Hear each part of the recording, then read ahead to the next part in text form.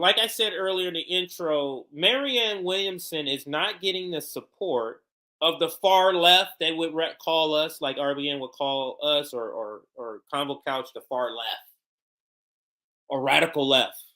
Not getting support from us. Marianne Williamson is also not getting support from the progressives, the liberal sort of people who call themselves progressives, maybe, but they're really just liberals. Not getting support from people like that, like a David Pakman. He's already came out and called her the Crystal Lady.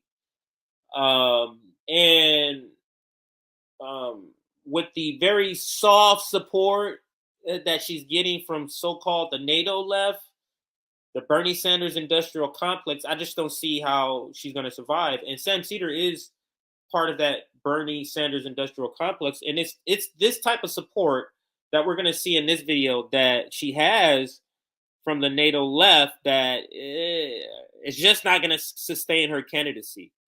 So where is her support coming from? My name is Elena. I'm calling from Virginia, Alexandria, so right south of DC, if you know the area. A little bit. What's on your mind, Elena? Well, I really wanted to talk about Marianne Williamson. I wanted to listen a bit more deeply what your thoughts are on her. And start that conversation. I mean, to be totally honest, I don't have any deep thoughts on her. There are some things that I've heard her say that I don't necessarily agree with. There's some things, there are some positions that she has I do agree with. I tend not to be, as a person, some of her spiritual stuff doesn't necessarily resonate with me, but I don't necessarily have a problem with it. It's just my person. So Sam also brings up the same point that David Pakman brings up, but David kind of goes a little bit harder at it and brings up examples. And he just kind of says, I'm not really for that. And I kind of do see the audience of the majority report is more like the audience of David Pakman. I see a lot of overlap with them. I don't necessarily see the same overlap necessarily with TYT, but maybe. But let's listen more to what he says. Personality, but my feeling is more generic about her than that. Or my position, which is we do need someone who is going to be articulating a more progressive view than Joe Biden represents in the primary. And I honestly don't know who that person is going to be. And I don't even know necessarily who I'd want it to be. She would not be my first choice for those. This is the point that I'm making. It's like, she's there. She don't want to, I'll do it. And Humanist Report kind of had that. Maybe I'll double back and play that leftist mafia video. Yeah, I think it'll be good to insert it in this segment. And it's just a very soft, like very fragile support. Even Mike from the Humanist Report in the video I'll show you says, if there's somebody to the left of Marianne, then I'll support that person. So it's a very like a meh kind of support from the NATO left, the Bernie and Sanders industrial complex. Those reasons, but we need somebody, and so I'm certainly supportive of the idea that she would run in a primary. I am these days pretty much every primary, all primaries are good. Yeah, of course. I mean, I hear you. The problem that I have, I think a little bit of what the media, you can say, the mainstream media and also independent media, is that they're really harping hard on the whole spirituality thing. And I feel really, frankly, that it's almost a way of kind of defanging people that actually have they're really harping on her career.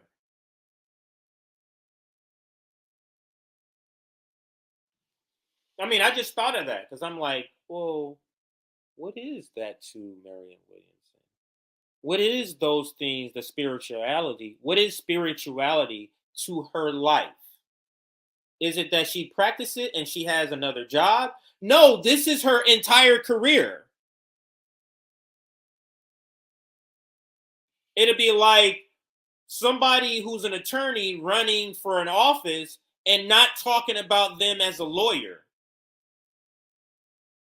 So just the phrasing of harping on, you mean harping on their career? To me, that sort of makes sense.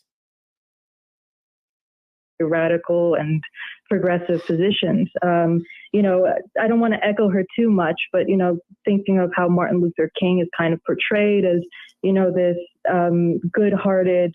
The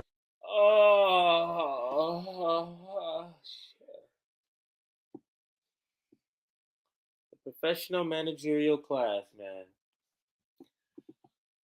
So, Martin Luther King, one, I would say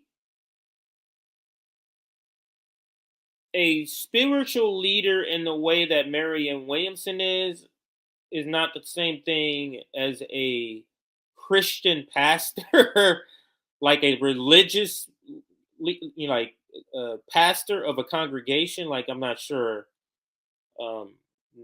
I would necessarily equate that. But this is not a comparison because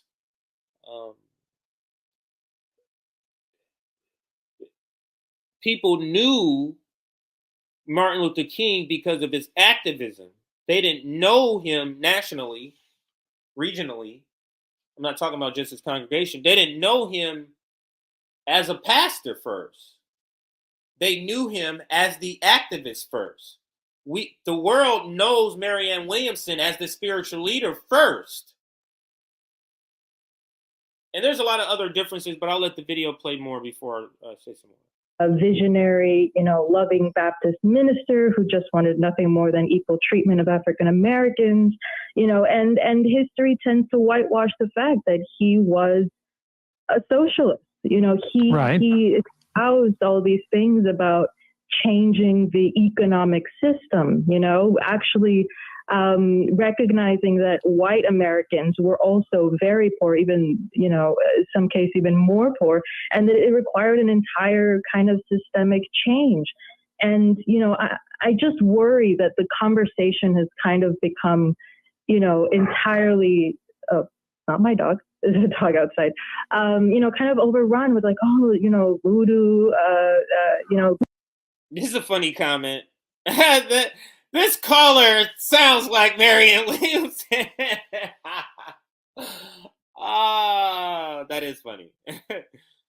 All right, back to the video. Well, I mean, to be honest, I just want to jump in. I want to say, like, the thing is like, it's not the spiritual. It's just idealistic. Like, regardless of the content of the spiritualism, it's sort of an idealistic thing. Like MLK, like, in addition to being more of a socialist than I think Marianne Williamson is, which isn't to insult Marianne Williamson, it's just like MLK was like more about that. Like MLK had a big coalition behind him. So that, to me, it's like, I think we like primary should be a place to engage on ideas, but really it's not super interesting until like when Bernie got like the nurses union and different groups like that to get behind him. Then it's actually like more than just a sort of a discourse thing. And here's the thing is that like I tend to agree with you know your assessment of how the media is treating her, but I mean, that on some level is also why like you know she's not necessarily my preferred candidate, because I also understand she's not going to win.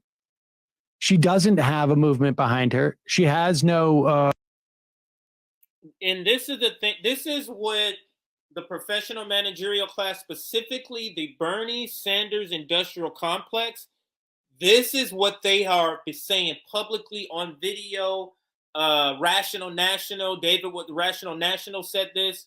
Mike Figueroa said this. They all are saying this. Get this straight, everybody. Don't get it twisted. She's not going to beat Joe Biden. They all are saying this. So then it begs the question, is the working class supposed to get behind something that you don't even believe is even going to do anything. That's what we're supposed to do.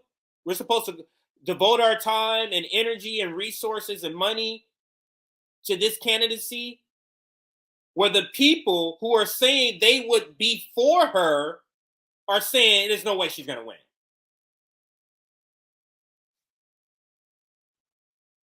RBN is saying no more to that. Infrastructure, and it's a completely different animal. She is running like an issue campaign. I don't know what that issue is going to be, but it is what Bernie essentially tried to do in 2016, which is he was just running to raise certain issues. In that campaign, it was really money in our politics and the power of essentially the 1%.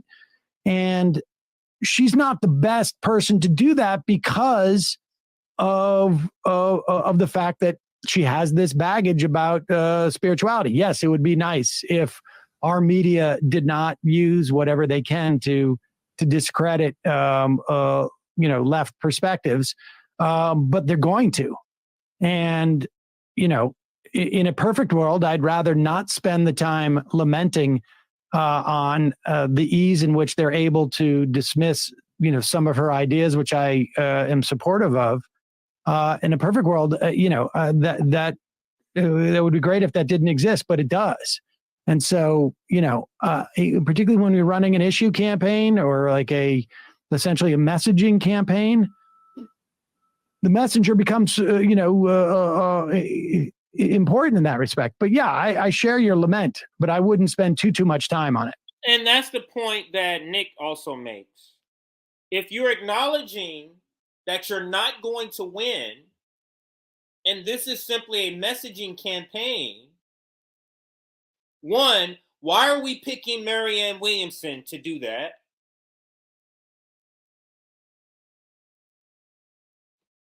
Like, why? And two, why are we going through the Democratic Party? Why aren't we building up a third party? Bernie Sanders Industrial Complex? Why aren't we using that energy? You don't really even like her. Like, you notice how they're not doing anything in lieu of a Bernie Sanders and candidacy? No organizing. How serious are these people who claim to overlap with our values, or at least what we want to do, the majority of, or 80, 90%? Let's continue with Sam. Yeah, well, everything you were saying about Bernie Sanders, it is something that she has echoed. It's one thing that I've admired from her, and I guess maybe this time around, is that she's really very clear on making a campaign focused on the economic, the economic position. She doesn't delve into just for context, I just want to say, I'm an atheist. Like, I am a staunch atheist. Like, just the mere mention of God makes me break out in hives. Yeah, I don't believe that. I don't. And I'm not an atheist. I'm just saying, anytime says, like you're on talking about her spirituality, so now you need to project how much, I'm an atheist so bad, guys. And I'm still, that's what you're trying to do. No, I'm good. I'm good. So let's continue. But there were things that she said, that even to me, someone that is not really in that world, it spoke to me, and well, maybe she'll be able to resonate. I mean, I'm not discounting your perspective. Maybe that will resonate with people. I mean, the tricky part is to assume that the media is going to ignore those things. Like, why do we know her name? Yeah, she did take a path to kind of, espouse universal truths through a more spiritual route. Some people take the political route, or the activist route. She felt more comfortable speaking in a more I'm not denigrating it. I'm just saying that like that comes with a certain amount of baggage. Look, I didn't like anything about Hillary Clinton, not anything. There were a lot of things I did not like about Hillary Clinton's politics, but it was also undeniable. One of the things that made her a flawed candidate, regardless of whether you supported her platform or her politics or whatever, one of the things that made her a flawed candidate, just as a pure assessment as a product within like the American political system, is that there had been a cottage industry built around tearing her down and creating, fictions about her. Ones that weren't even the issues that I had with her politics. And that's just a reality. It's just a reality. When you're looking for a standard bearer, you can't go back in time and fix certain things. You're looking for the best one you can in that moment. And right now, Marianne Williamson is it. There could be somebody else who comes into the race who, you may think is a better standard bearer for those issues. I may think is a better standard, bearer for those issues. We'll see. This is where they say again, and this is Sam Seder's way of saying, if somebody else better comes in the race I like, I'm picking them.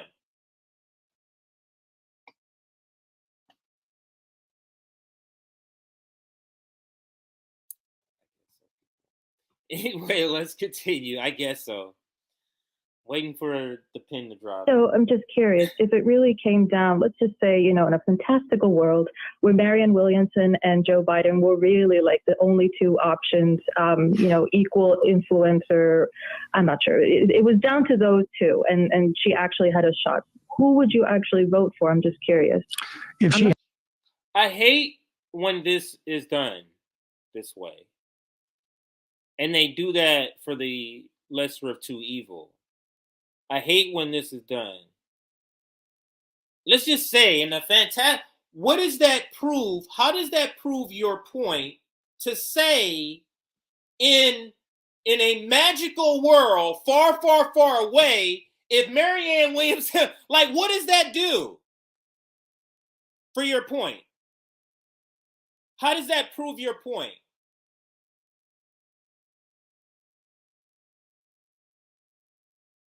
I'm just saying, how does it prove your point to say, in a parallel universe, if it was only Marianne Williamson,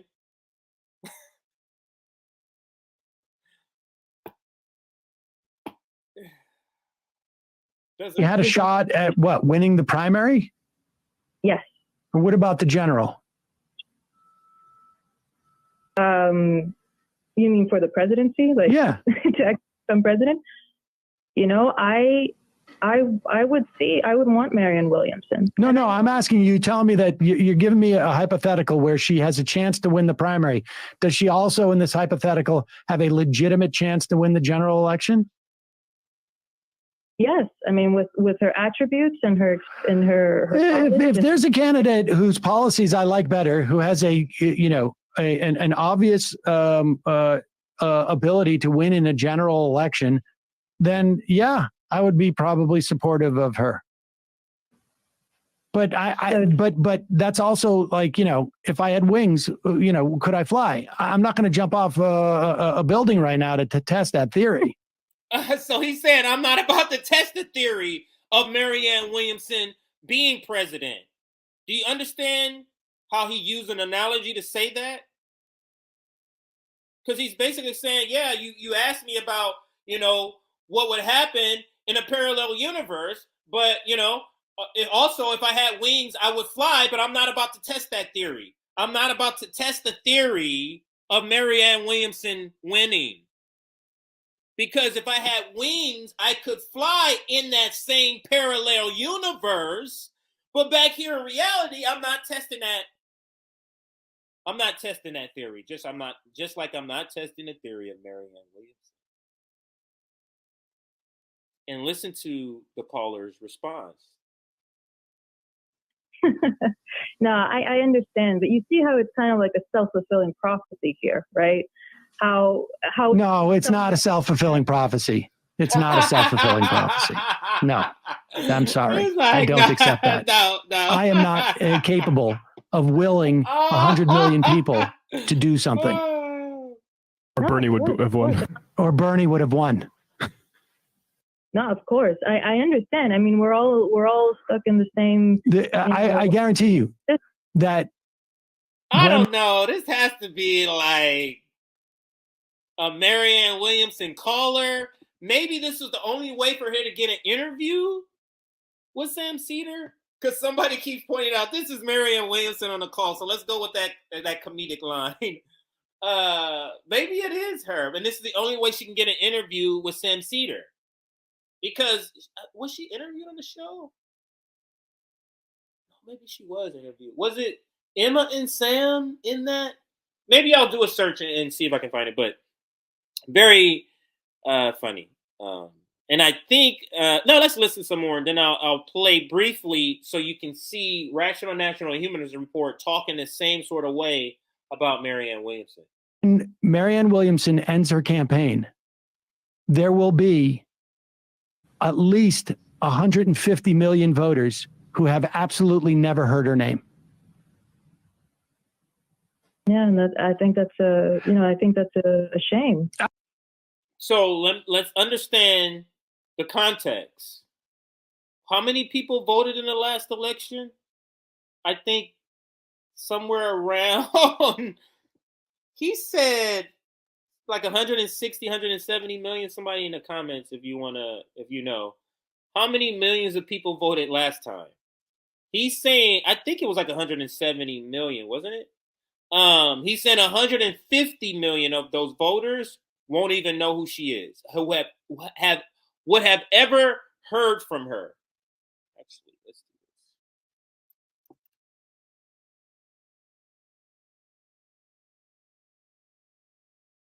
Okay, so let's see.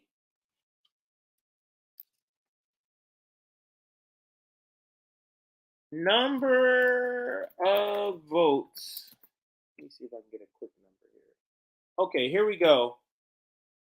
Yeah, 81 million. I mean, I'm not. Let me stop that. I forgot I can control it with my earpiece. So, it looks like 81 million for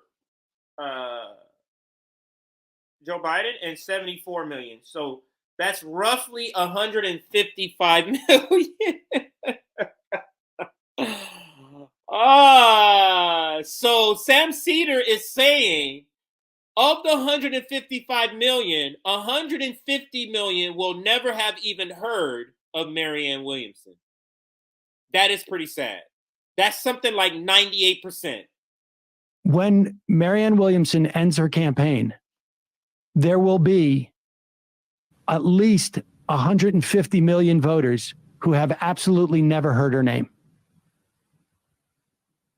Yeah, and I think that's a shame. I mean, I'm not. It may very well be a shame, but this is, that is a problem. Now, there may be value in those 50 million people having heard what she said in a vigorous primary. And so, in that respect, I think there could be value in it. But we have to be understand that when we're being aspirational, we're being aspirational. And when we're making an assessment, that we have the ability to make an assessment.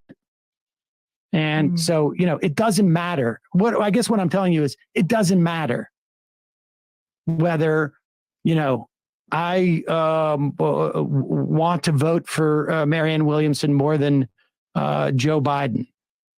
I live in New York, and that makes it much easier for me to take votes that I don't think are going to empower Ron DeSantis or Donald Trump. What's important is that people remember what voting is. Fear voting. Voting is a way to get the most desirable outcome you can that is possible. That's all it is. And in a primary, the calculations are a little bit different. than they are in a general election. So appreciate the call. Just not what a supporter of Marianne Williamson was looking to hear. What I wonder, though, I wonder if Kyle Kalinske and Crystal Ball and Brianna Joy Gray, who were kind of the front runners of supporters in media in the Bernie Sanders industrial complex, kind of the front runners, I wonder if they had in their calculations that they would pick off some of these other people a part of the Bernie Sanders establishment, like the David Packmans, the Sam Cedars, the Emmas, the Cenk Ugerts. I wonder if in their calculation did they talk about some support at least coming from half of these people, or did they think they would lose all of them?